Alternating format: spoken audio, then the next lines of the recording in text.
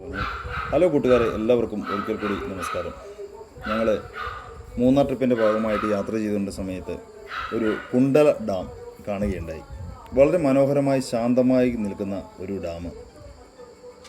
അതിൻ്റെ മുൻവശങ്ങൾ വളരെ വ്യാപ്തിയുള്ളതല്ല, എങ്കിലും ഒരു ടൂറിസ്റ്റ് പ്ലേസ് എന്ന നിലയിൽ അതിൻ്റേതായ മഹിമ കാത്തു സൂക്ഷിക്കുന്ന ഒരു പ്രദേശമാണിത്.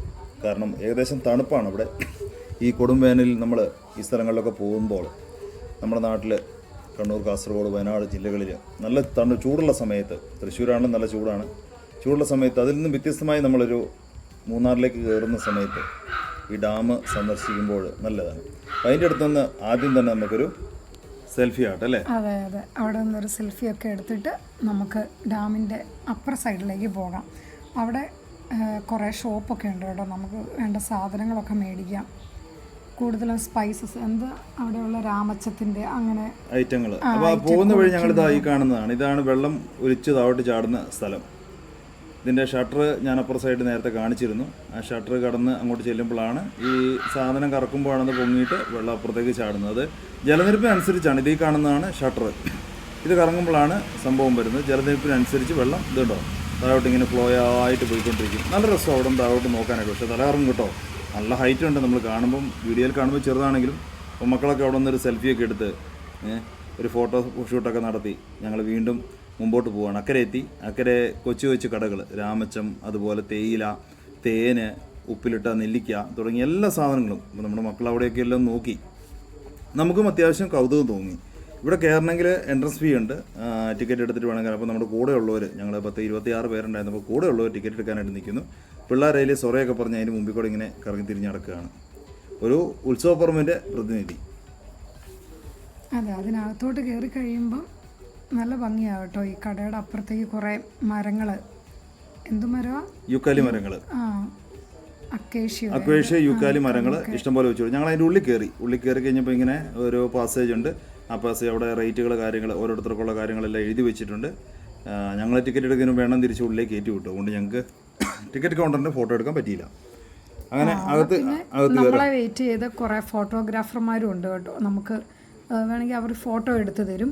ഓരോ കോപ്പിക്കും 10 രൂപ, 20 രൂപ ഒരു കോപ്പിക്ക്, ഒരു ഫോട്ടോയ്ക്ക് 20 രൂപ വെച്ച് അവർ നമ്മുടെ വാട്സാപ്പിലേക്ക് വേണമെങ്കിൽ അത് ഡോക്യുമെൻ്റായിട്ട് സെൻഡ് ചെയ്ത് തരും. അങ്ങനെ ഞങ്ങൾ കുറേ ഫോട്ടോ ഒക്കെ എടുത്ത്. അപ്പോൾ ചേച്ചി ഇങ്ങനെ കറങ്ങി തിരിഞ്ഞ് നടക്കുകയാണ്. അല്ലാതെ ഫോട്ടോ ചേച്ചിയുടെ ചേട്ടയുടെയും പുറകെയാണ് ഫോട്ടോഗ്രാഫറിനെ ഫോട്ടോ എടുത്ത് തരണമെന്ന് ചോദിച്ചപ്പോൾ ഞങ്ങൾ പറഞ്ഞ് സാരമല്ല, ആയില്ല കുറച്ച് കഴിയട്ടെ, നമുക്ക് കുറച്ച് ഫോട്ടോസ് എടുക്കാം. ഞങ്ങൾ നല്ല ഫോട്ടോസ് എടുത്തു കേട്ടോ. അവിടെ ഞങ്ങൾ ഈ ഫേസ്ബുക്കിലും വാട്സപ്പിലും ഇട്ടിരിക്കുന്ന ഫോട്ടോസ് ഏകദേശം അവിടെ നിന്ന് തന്നെ എടുത്ത ഫോട്ടോസാണ്. ഈ ഇരിക്കുന്നതൊക്കെ ഫോട്ടോഗ്രാഫർമാരാണ്.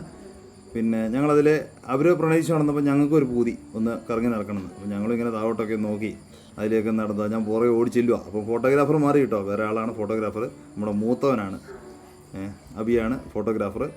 അപ്പോൾ ഞങ്ങളിങ്ങനെ അതിലേക്ക് വീഡിയോ ഒക്കെ എടുത്ത് കുറച്ച് നേരം കറങ്ങി തിരിഞ്ഞ് നടന്നു.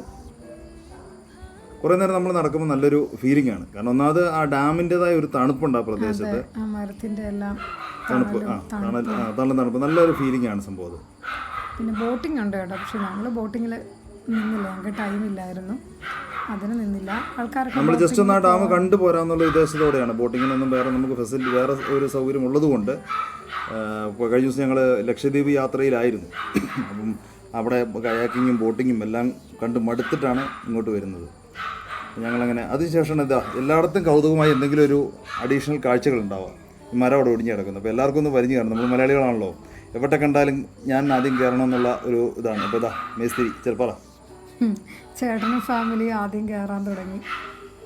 ചേട്ടൻ അവിടെ നിന്ന് ലീഡറായിട്ട് നിന്ന് ഓരോരുത്തരെ എങ്ങനെ കയറണം, ആ സൈഡിൽ കൂടെ കയറി വാ, ഇതിലേ കയറി വാ എന്ന് പറഞ്ഞ് ചേച്ചി പിള്ളേരെ 2 കൈയും പിടിച്ചുകൊണ്ട് ചേച്ചി കയറി ചെല്ലുവാണ്.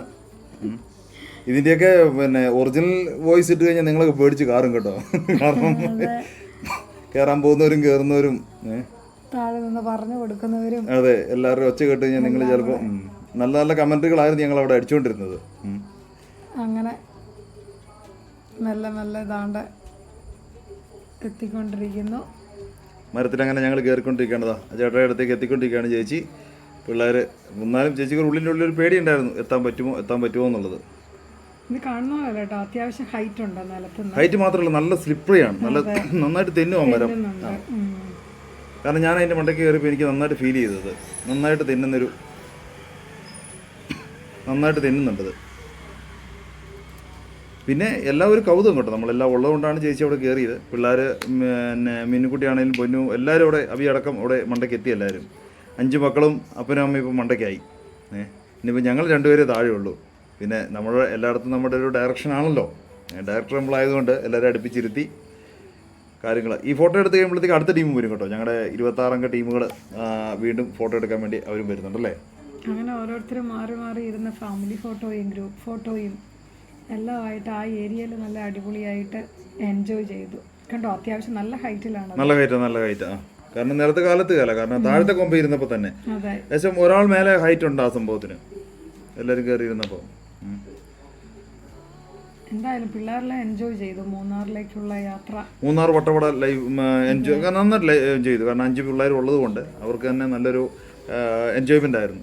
പരിപാടി കഴിഞ്ഞു. അത് കഴിഞ്ഞ് ഇറങ്ങുമ്പോഴാണ് അടുത്ത ടീം വരുന്നത്, ഞങ്ങളും എടുക്കാമെന്ന് പറഞ്ഞുകൊണ്ട്.